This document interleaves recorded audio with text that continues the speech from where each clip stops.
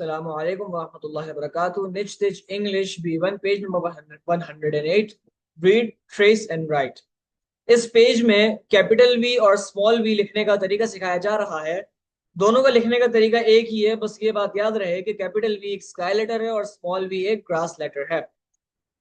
आइए देखिए capital V के लिखने का स्टेप नंबर 1 के ऊपर से लेके नीचे एक टेढ़ी लकीर रहेगी, फिर उसके बाद नीचे से ऊपर एक और टेढ़ी लकीर जाएगी।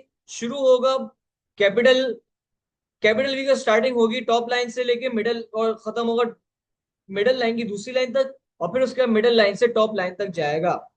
ऐसे ही स्मॉल वी है कि स्मॉल वी ग्रास सेटर है तो फिर वो मिडल लाइन के अंदर ही होगा, ना उससे ऊपर ना ही उससे नीचे जाएगा। तरीका वही होगा जिस तरीके कैपिटल वी लिखते हैं ऐसे ही स्मॉल वी लिखा जाएगा कि एक टेढ़ी लकीर ऊपर से नीचे जाएगी, फिर नीचे से ऊपर एक टेढ़ी लकीर जाएगी। दूसरी बात यह है कि तलबा को यह बताने कि वी से जो वर्ड आता है वो है वुल्चर। वुल्चर। तो तलबा को बताएंगे कि वी इज फॉर वुल्चर। तीसरी चीज ये है कि इसकी प्रैक्टिस करेंगे और वो इस तरीके से होगी कि तलबा डॉटेड पर प्रैक्टिस करेंगे, और फिर जब डॉटेड पर प्रैक्टिस हो जाएगी फिर उसके बाद तलबा खाली जगह पर खुद से लिखने की कोशिश करेंगे। ऐसे ही पेज नंबर 109 पर होगा कि तलबा डॉटेड पर प्रैक्टिस करेंगे, और फिर जब डॉटेड पर प्रैक्टिस हो जाएगी फिर उसके बाद तलबा खाली जगह में खुद से लिखने की कोशिश करेंगे। उम्मीद है आप लोगों को ये सब समझ में आ गया होगा।